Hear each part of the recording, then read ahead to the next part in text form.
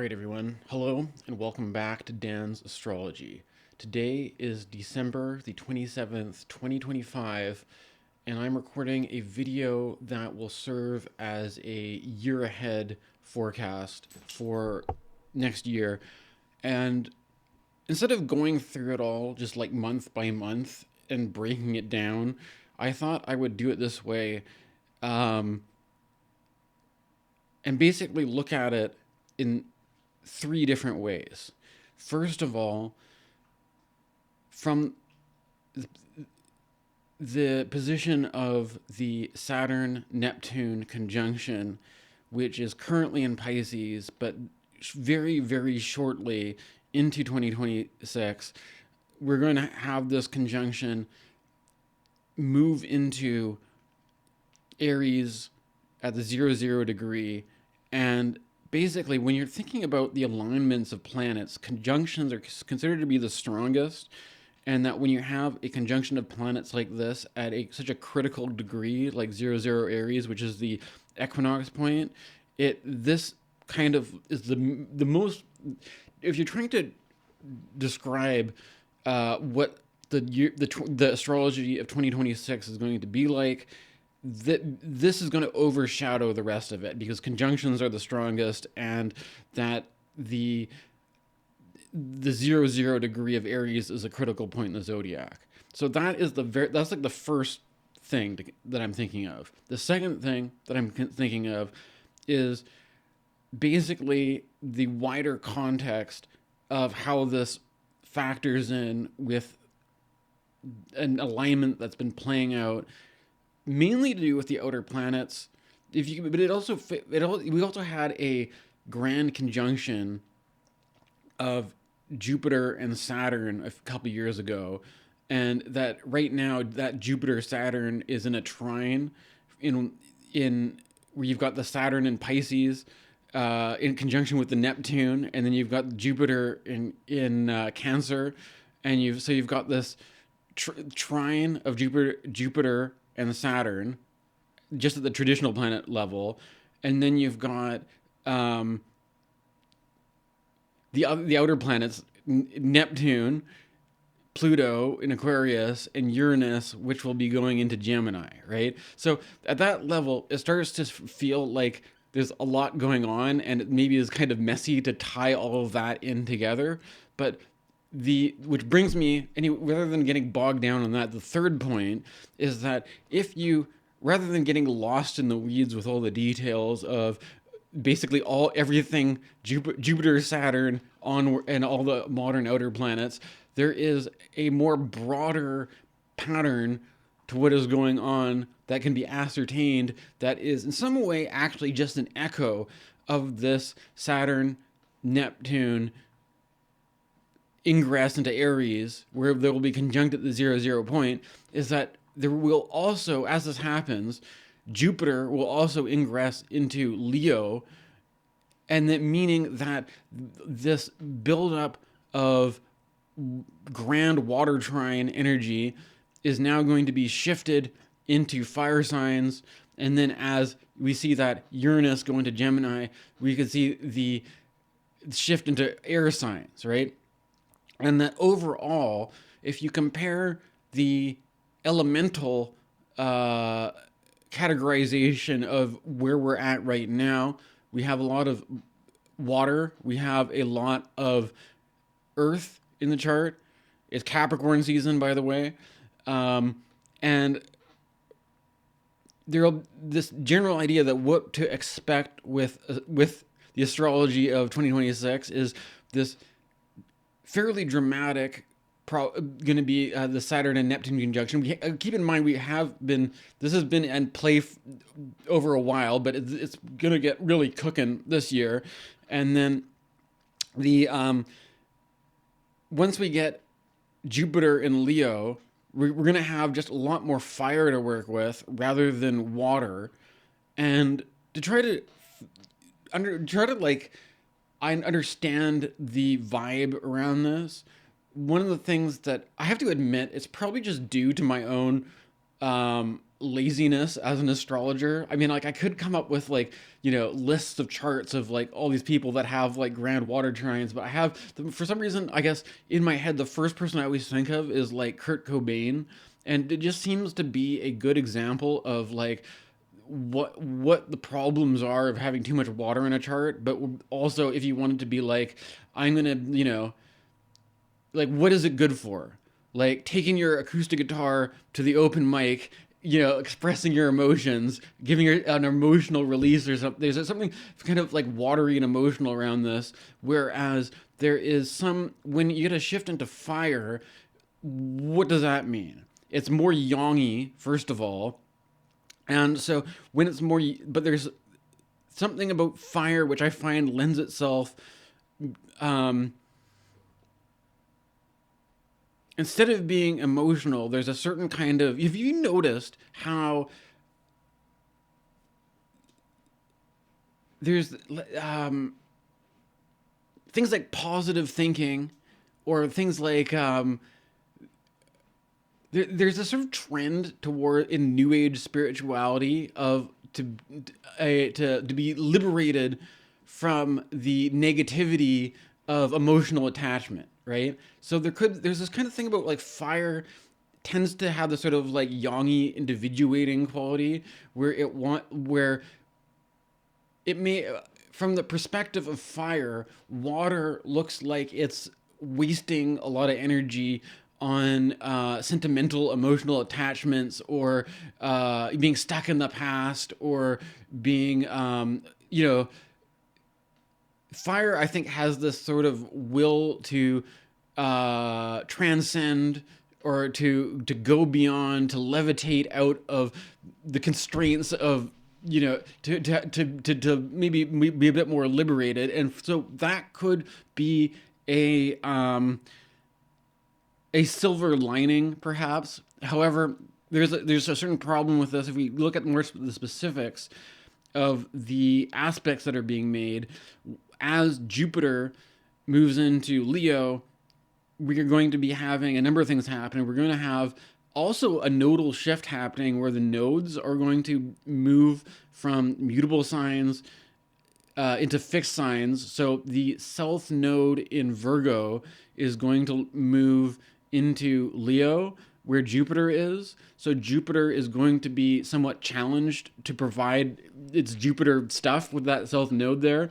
And Jupiter will also be that's going to play into the eclipses. Basically, that's what the nodes mark where the eclipses happen. And so you're going to have Jupiter in Leo with the eclipses, and then that Jupiter is going to be also, when it first ingresses, it's going to oppose Pluto in Aquarius, which and I think if you also consider something about the fact that we have all this air in the chart, it's interesting watching what happened in 2025 around how the tech oligarchs and how the tech infrastructure is such a hot topic these days, and that there's obviously, it's all interesting that from an astrological point of view, because this is sort of like we had a little taste of Uranus in Gemini, and then it's retrograded back into Taurus, but we're going to be getting this whole yin to yang thing where as I'm making it, we're in this very yin moment with lots of water, lots of earth, and we're going to have this yang shift where we're going to have the air signs, we're going to have the fire signs. And with the air, there's people are, because Uranus tends to stand for innovation, new technological development. We're sort of like, it's kind of interesting because it feels like we're setting the stage for some kind of unpredictable development around technology.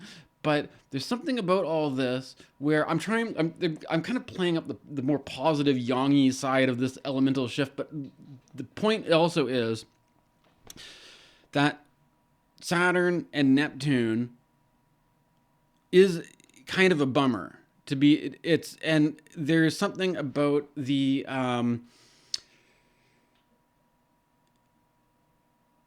again, with the fact that it's in Pisces right now, and there's more of this. I think, like, there's this sort of like the lament of like the blues singer kind of feeling with the Saturn and Neptune at this late degree in Pisces, and there is this obvious thing that I personally don't want to spend too much time on, but it's obviously important, which is the release of the Epstein files that just happened recently.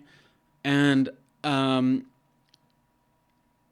think there's something about all this where I see there's a certain kind of folly in, even like, this is an important historical moment to be sure, but it I get the sense that there are a lot of people who are looking for a way to, like, it's not about necessarily creating meaning in their life, but to deal with this existential crisis of how do I make the most of my time here on Earth? How do I, and in the midst of all the controversies and all this kind of stuff, it's maybe just some certain type of personality. It seems like an easy route to take to become some kind of political pundit or something like that, right?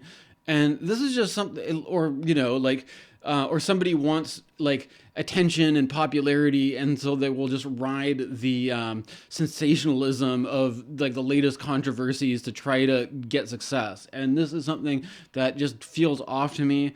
I don't want to do it, but at the same time, there's something about all this where if you without getting into the details, I'm not going to get into the details here, but if you just consider that even if there is some degree of untruth, or like some of it's true, some of it's not true, even if some of it's true and some of it's not true, it's still really terrible.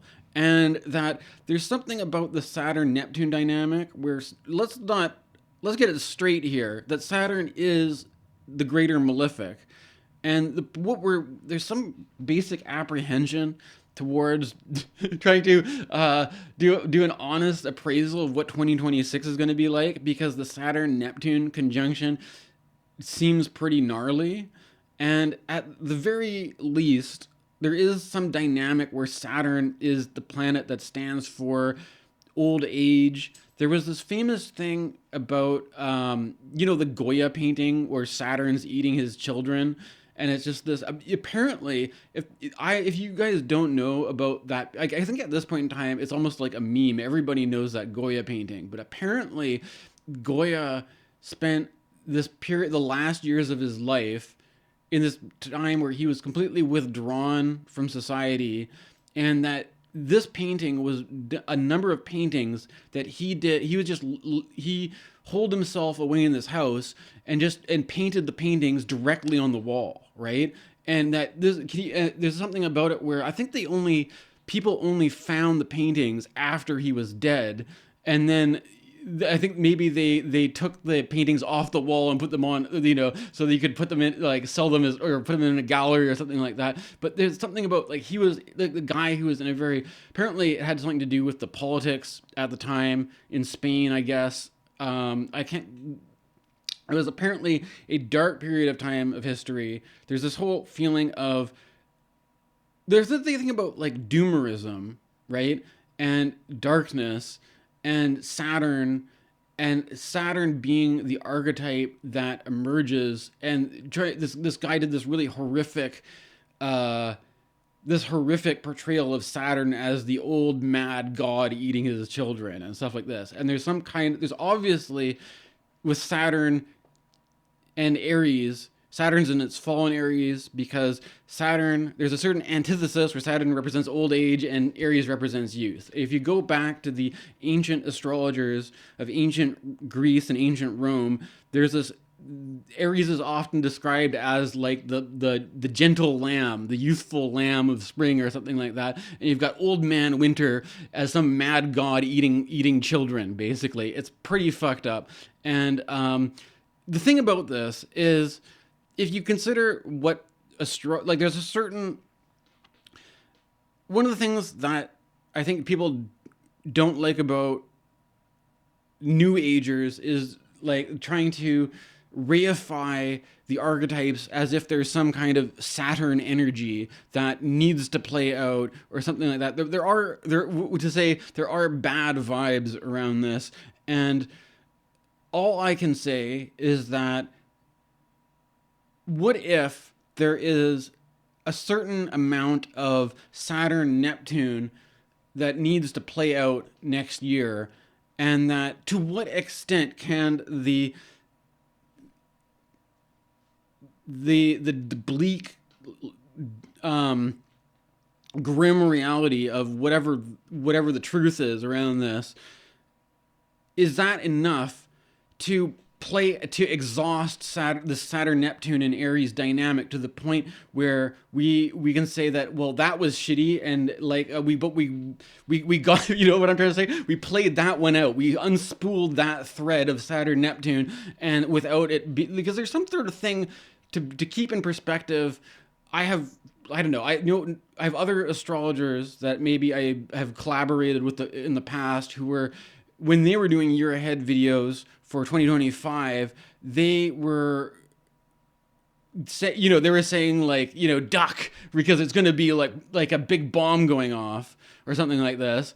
And the closest we got to that was Donald Trump dropping the bunker busting bomb on the was it the Iranian nuclear capacity, and then apparently it's kind of questionable about whether or not they even took out Iran's nuclear capacity. But this is basically the thing, that if there's a certain amount of drama to be played out around the this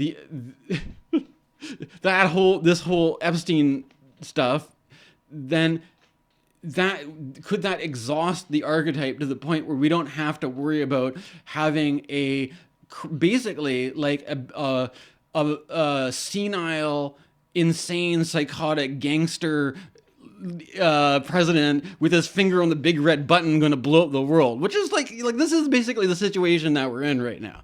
And at least from my position, I'm a Canadian. So as a Canadian citizen, there's sort of within my response, it's kind of, isn't it kind of funny, you guys, that there is certain room for optimism that the Americans have the midterms, and it's maybe if you guys win the midterm, maybe if we can just get through this year where we're unspooling this terrible thread of finding out what is really true and what is a conspiracy, made up conspiracy theory, what is what is true, what is lies, where the sources of corruption are, and trying to correct that. And maybe that in itself is going to be enough of a drag that we're not going to have to worry about being put on the edge of our seat it's going to be World War III the whole time, right? So that's kind of the more optimistic. There's also, I have to admit, there's all sorts of there's just also a question about, it kind of leads me to a certain thing I've been wondering about when it comes to the idea of people talk about doom scrolling, right? And that I've noticed in this holiday season, perhaps related to the, it's sort of implied perhaps that the release of the Epstein files may be related to this, but there's a certain, there's something about all this where, if you notice, it's kind of, I'm thinking about the timing of it, right? Because it's this has obviously been suppressed for decades, and there's been attempts for this to find justice and to have this released or whatever. Apparently it's all the shit is hitting the fan now. It's all getting released. And there's something about all this which is notice how they do it right around Christmas time. And there's something about it where well, if you're as the average viewer watching this channel, how did you spend your Christmas? Did you have a big family get together? Did you go to lots of work Christmas parties? Did you have these big social gatherings? Did you spend quality time with your kids? Did you know what I'm trying to say? There's a certain thing about in the background where if you're not spending quality time with your family, if you're not being a good parent, if you're not going to the staff Christmas party and, forging quality bonds with your community at work, instead, what are you doing? You're listening to a bunch of filth on the internet. What a terrible person you are for being interested. You know what I mean? There's this kind of like attitude where you're like, if by you paying attention to this really big thing happening, rather than being a good father or you're gonna be a good boss and you do all these wholesome things, you're just listening to the trashiest stuff on the internet, and then you're gonna be worrying about all sorts of things that are outside of your control. Naughty. What you need to do is you need to be more responsible. You need to focus on what you can do with your life as an individual and make choices to make your life so you're not just living your life in resentment towards the people in power, and so you're taking proactive agency for your own life, right? And this is what a better time to do it than Capricorn season in year ahead astrology forecasts, where we can all open up our little we probably all got our yearly planners for Christmas, and now we can crack open our yearly planners, and we can each month we're gonna have our goal. We're gonna have a goal, and we're gonna achieve a goal each month, and then a whole year will come by, and we will be on top of life, and we're not gonna be wasting it, sad and fretting about all these stressful things. The doom. I'm kind of being. If you notice, I'm kind of being sarcastic because I think there's some kind of it's like this intentional structure where there are legitimate, serious problems, and that it's almost like exists to be like, if you're paying attention to the problems, and that are obviously persistent problems, because if there was an easy way to solve them, we would have solved them by now. They're persistent problems. So you are just going to be wasting energy, productive energy, stressed out or either depressed about problems that you can't do anything about, rather than taking proactive steps to be a good person, right? And so these of us who waste all our energy paying attention to negative things, we are basically we're described as doomers, as pessimists, as cynical people, or something like that. And the people who are taking charge of their own lives are like the good. Okay, there's something about all this with Saturn and Neptune, anyways, that it could be kind of depressing, right? It could be that in all of this, there's the gas in your gas tank to be proactive and productive and do the good. You could feel somewhat drained and depressed, and there's some kind of funny, what I've noticed anyways, there seems to be a lot of content right now that's about basically like coping mechanisms, right? This kind of thing that, like, if you are just like idly doom scrolling on the internet, then you are a naughty person. But then if you find something to do that's somewhat meaningless, like even if it's just like making a puzzle or like I'm playing some video games myself, you know what I'm saying? That there's some kind of, like, if you give yourself something to do that's kind of like pointless, that actually being unproductive and pointless is actually better for you than stressing out about actually really serious things in the world, right?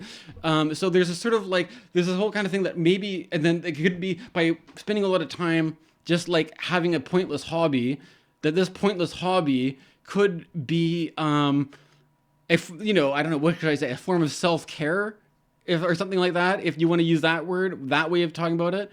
But then there's this whole thing about this where it becomes, there's a criticism around this, because then it becomes, there's a whole industry that's built up around, rather than solving problems, to supply people with an endless amount of distractions and pointless activities to waste their energy, and then they end up just feeling resentful because, like, wait a minute, I could have spent all those hours invested in some video game or some dumb hobby actually making proactive changes in my own life to make my life something that I would feel like more like that I'm not regretting how I'm spending my time, basically, right?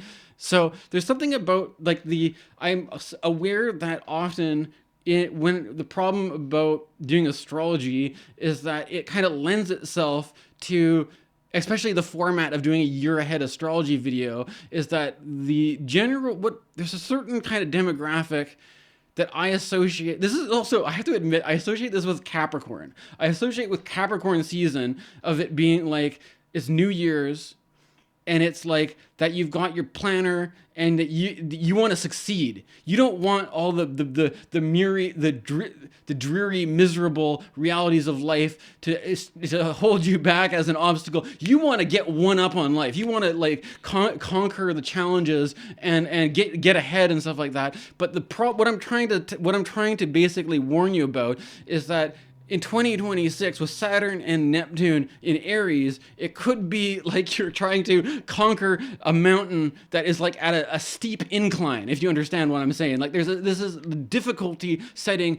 You may feel tired, exhausted, burnt out, uninspired, and the thing about this is I have to admit that I have so I think I've managed to find my own strategies to work around these problems where can sustain a certain enthusiasm, a certain interest, but I have to also admit that there are certain at some level I'm also feeling it. I'm also maybe feeling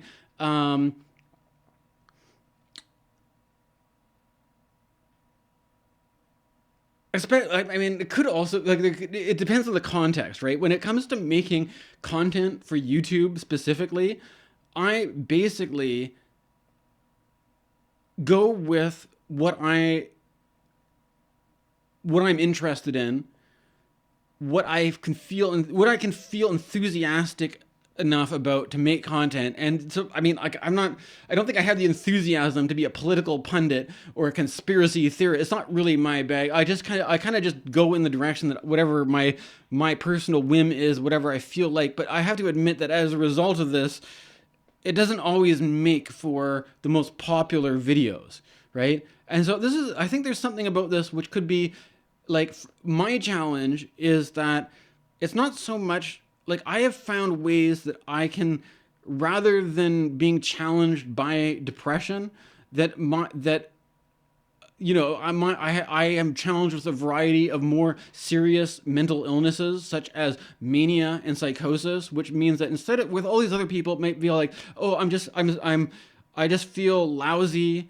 I just feel uninspired. I don't feel creative. I don't feel like I have any motive. The problem with me is that I can very easily find ways to get around this, but then the problem is that the things that I do feel motivated and inspired by tend not to be things that are going to do a lot of success, right? That are going to do a lot of numbers, and then so that leads to me being frustrated that I do have a lot of energy, I do have a lot of motivation, I do have a lot of maybe even ambition, but in a certain form of it that's probably not going to do me any good, right? That I may be better off not being a motivated, inspired, creative person, but instead just a boring, bland person who is just going to instead of making a grand creative project, I'm just going to waste my life playing video games because it's a more convenient coping system than having real creative ideas and inspiration. It's like if you want to just if you want to talk to people about the video game you've been playing, that could be a lot easier to do than some grandiose oh my god, I'm opening my mind with all this philosophy and spiritual practice and all. People might not have. This is the thing. And this is so kind of funny because it's kind of ironic in a way that in the news recently that apparently there is a shortage on RAM, right? And in some way, I think that you have to have this attitude to watch these trends, and 2026 at this moment may not be the best time to buy a new gaming computer because there's something about there's this sort of Saturn and Neptune could be some kind of the pressures of austerity, the pressures of budget, the pressures of this kind of stuff.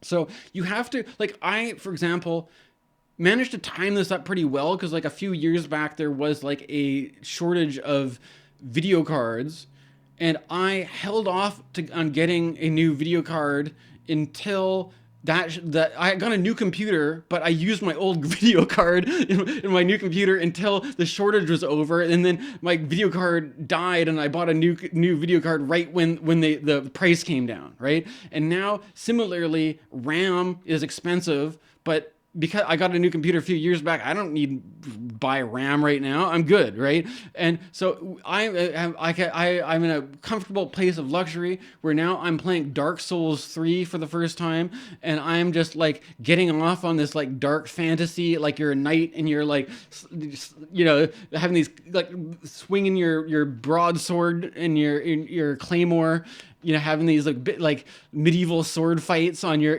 there's this sort of like retro, I'm kind of getting off on this sort of like, I'm gonna like have a nice computer with a decent graphics card, and then use this technology to transport me back into a brutal medieval fantasy environment where you're having like big testosteronal sword fights and like clanking the swords and stuff. It's like, it's pretty. I don't know. This is the. And you have to understand there's a certain appeal to this because I used to work selling video games and computer games at a computer store, and then I left that job for other things, and I was so consumed by living the wild and crazy life of a young millennial hipster urbanite that I basically wasn't playing video games for the whole period of time that the Souls-like genre was invented. And now I'm just like, Elden Ring has been like this gateway drug for me to get into Souls-like games.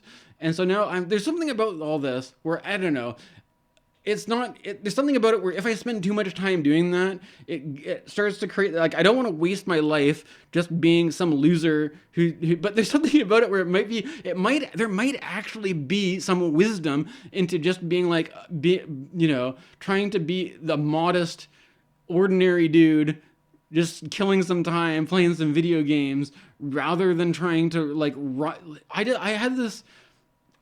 had something that happened recently. There's a lot of podcasters and a lot of intellectuals and a lot of people like that I like listening to. And I'm not going to like name names because I don't want to be too harsh on any specific person. But it just sort of dawned on me that even though I don't know, like I've been trying to write a Substack, I've been trying to write things, I have a certain creative ambition to sort of either write or make stuff. And there's something about people that are successful in this area that have been in the game for a while. I suddenly realized that it's actually like, what if it's actually a kind of a burden, right? What if it's like a burden to carry this thing around that like you're always expected to have some sort of interesting take that is going to be really inspiring and interesting for people, rather than just being like, well, I'm just, maybe I'll just be a boring guy who's just going to play some video games and take my dog for a walk and cook some dinner and do some laundry, like just the boring, like to be all this under this pressure, like I'm going to like sit and write a blog, and I'm going to try to come up with something that's interesting enough that's going to justify that all these people are going to pay attention to me. And it's just like, well, what's the point? Is it just because I want attention, right? And that I kind of, in the whole attention economy thing, I wonder how much of these social problems are created just because people are like, oh my God, there's all this crazy stuff going on in the world, like I just need to get into a megaphone and yell at people about it, right? And that like maybe like this is kind of what I'm feeling. Like I have to admit that I feel a little bit like this whenever I record a YouTube video, but like to just sort of like chill a little bit and just like, maybe a low key approach to 2026 rather than trying to put yourself under all this pressure to just like produce the really interesting thing and to overcome your creative obstacles. Because I mean, the thing is, I can find all sorts of things to be interested in or things to work but like if you're looking for some sort of creative breakthrough, it may not be the right time. Or if you think about it less concretely as the literal shortage of RAM, I noticed that people also use this expression to be like low bandwidth.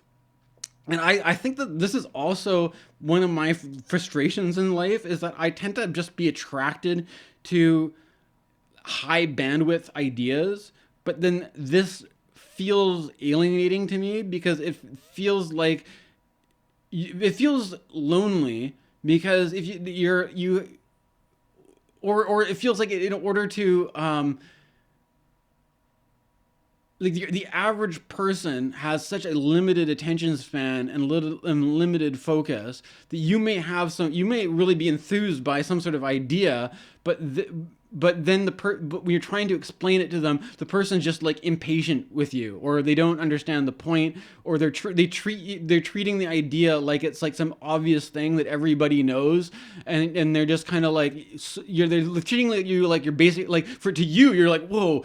But there's some kind of thing where it's like it could be because there could be something about it that's like I would describe as like the Keanu Reeves effect, where you're kind of like there could be like really simple things that like that from a kind of a you're like a stoner wizard Keanu Reeves guy, and you're just like you find what you're enthusiastic about, and you're like, whoa man, whoa, and then but you're trying to communicate to somebody else, and they're just like, you think that's really deep, but it's like it's pretty obvious, right? You're taking some obvious thing and attaching all this value to it, and maybe it's not that deep, bro. Like that, like could be like there's certain could be a certain you find what you're enthusiastic about, but it feels are frustrated with the world because it feels like the world it takes it in this very shallow way, right? Or like they don't see the depth in it, right? There's a certain maybe that this is like there's a certain depth to Pisces, but then when you're just like the little lamb Aries, and you're just like it hasn't had time to develop. There's not as much depth there, right? So there could be feel like this kind of thing where there's there's a certain pressure of austerity, where not only is there a limit. People have limited bandwidth for interesting ideas, but then when it comes to the I don't know, like the practicalities of playing video games or something like that, that there could be this sort of like weird lopsided, like a lot of people getting into this as just a way to cope. Not saying that there's anything even slightly positive, just a way to kill time and a way to cope. Let's play some video games, but then there's no RAM, and now the people are talking about this new technology, new like this idea that you can just stream games, right? And the fear, like I remember a fear of not owning anything, or that you have this constant like I don't know, you know what I'm trying to say? There's something about the um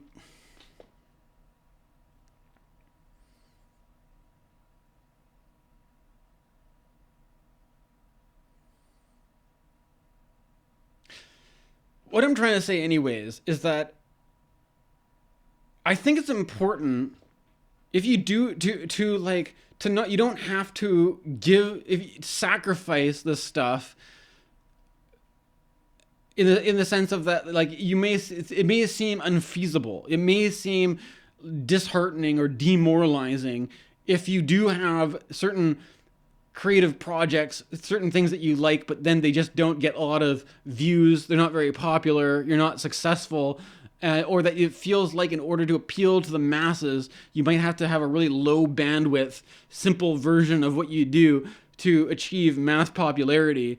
And that, like, I don't know, this is just, it's not really my style, right? My whole approach is to not not try to appeal to that, and instead stick with where the source of inspiration is, right? And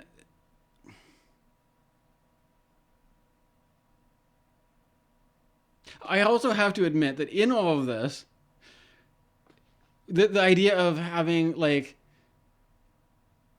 having this low bandwidth, or a lack, or even being depressed, or lack of inspiration, or something like that.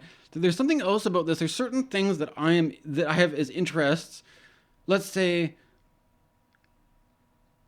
when it kind of like I would like, oh well, my mind's kind of branching off in multiple directions at once here. One of them is making electronic music, I have to admit, and I've been watching if you watch YouTubers who make electronic music channels, that most of them are complaining that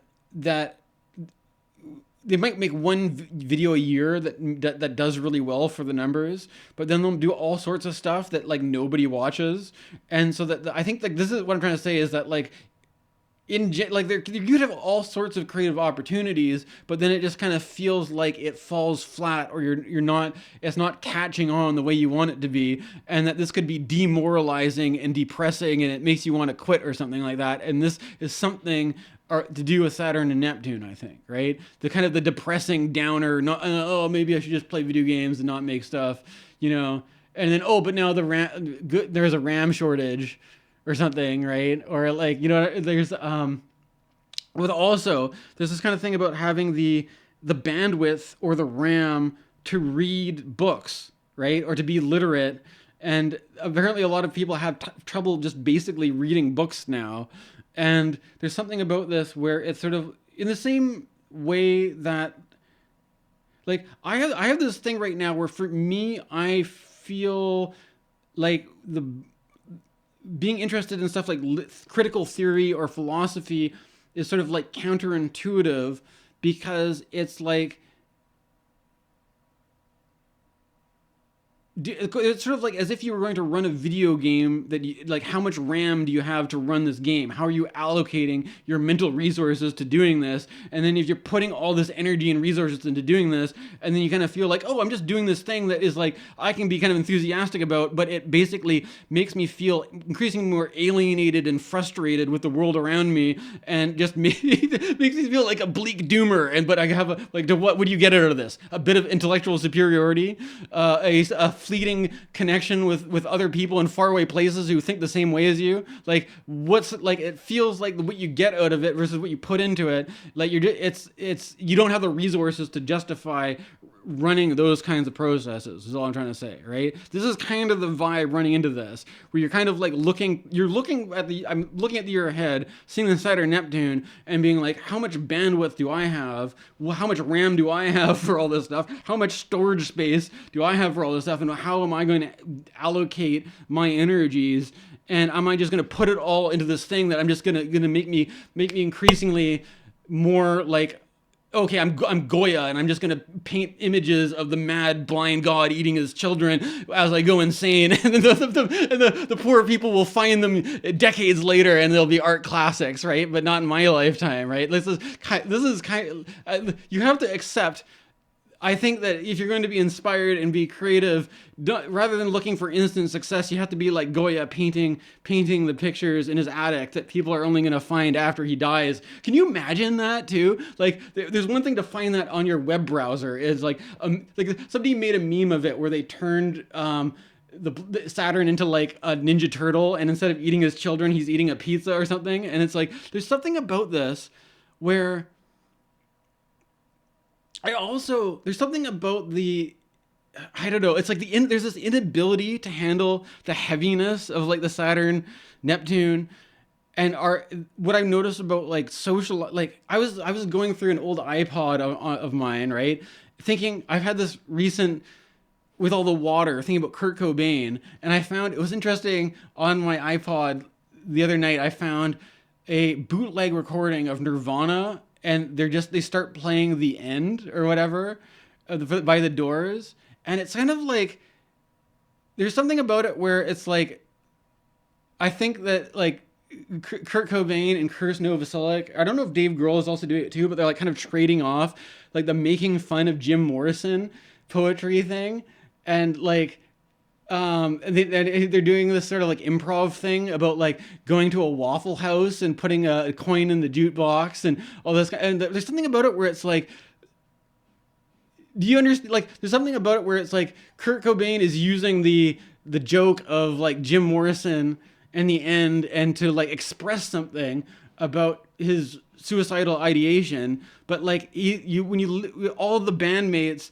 are like, it's like the only way to do this is like to try, they don't have the bandwidth to handle it, so they have to like simplify it into like frat boy dude humor, like it's the Simpsons episode where you're doing the Simpsons parody of the Doors, and we're always you know, and it's just like, this is like, there's something about all this with like millennial nostalgia where it's like, you're like, oh, I miss the golden age of being a millennial youth and having all your friends and stuff like that. But really what it feels like is like, what do you miss? miss. You miss having a bunch of people around who don't have the bandwidth to handle the more difficult stuff, and it's just that you just have to drink, do drugs, make a lot of jokes, and you have no way to, and you sort of you let things leak out, right? And I think this is what the Pisces is like. This sort of like the truth is there in this joke about we're going to do a parody of Jim Morrison, but the reality is that your friend's going to kill himself. You guys have no way. You don't have the bandwidth to do anything about this. So you just have to like become so blind to the situation that you just see this playing out in slow motion, and now you have to have now we can listen to the recordings of us being a bunch of jackasses and have release as the bonus on your box set or whatever, right? Like have all the warning signs, like you have this disc of all the warning signs that your lead singer is going to kill himself, and you guys don't have any way to fucking deal with it because you just have to self-medicate and make dumb like sitcom, pretend you're in a sitcom and everything's ironic and everything's a joke and nothing's serious, and that's your coping mechanism, and we'll just play video games. But now we don't even have the RAM to do that, man. So now what are you gonna do, right? So I don't know. I don't want to be a doomer, but this is kind of I have alternating parts. I have a part of me that is more optimistic, but the optimistic part is then frustrated that the things that it's optimistic about have no place to land and set roots and take hold and grow and flourish. It's like I have an enthusiastic thing, but it's like I'm in like the literal atmosphere of having like my neighbor, it's like when you have the plants that grow out of the concrete, right? It's like the image of like the concrete cracking and the dandelion growing out of it. Does that image inspire hope and optimism? Like, whoa, there's this really oppressive, sterile, heavy, inorganic, human world, but life finds a way to break through. Or do you look at it in this way of like, those fucking dandelions are coming back. Oh my God, we gotta, like, I thought the chemicals would kill them, but we need stronger chemicals and we need to eradicate everything and we need to, we need to get the asphalt steamrollers in. Like, this is kind of, it's like, if that's your audience, or the people who want to eradicate all the flowers growing out of the concrete, then you're not like maybe it's better to not to do your creative project out without trying, catering to people who don't have the bandwidth for what you're trying to say, basically, right? And to even if that's like creating a little time capsule that people are going to find later, that might be better than trying to eradicate yourself of all your dandelions and all your things that are off, and there's some kind of like this the same thing could be taken different ways, and even that kind of relativity is people just take it as being like the forces of chaos, right? Order is paving over everything, putting it in a grid, putting it in a row so we know what's going on. If you have a bunch of fucking weeds growing everywhere, it's just madness, basically. But this is, what can I say? I'm a permaculturist. I have a certain ethos. I'm going to do it my way. And for now, I don't know. There's a certain obstacle. What I'm trying to say, right? The obstacle of low RAM, low bandwidth, people who just don't give a shit, people who would prefer life wasn't complicated, it was all just simple and streamlined and easy to understand. But and the idea, the challenge of complexity or of something that goes beyond what they're familiar with, they're just hostile to it. And I think sometimes it may just feel like you're yelling at a wall and nobody understands you, and you're alienated and alone, but you can still make some good art in those circumstances if you have the resolve. So that, I think, is the outlook going into 2026. Thanks for watching. Stay tuned for more.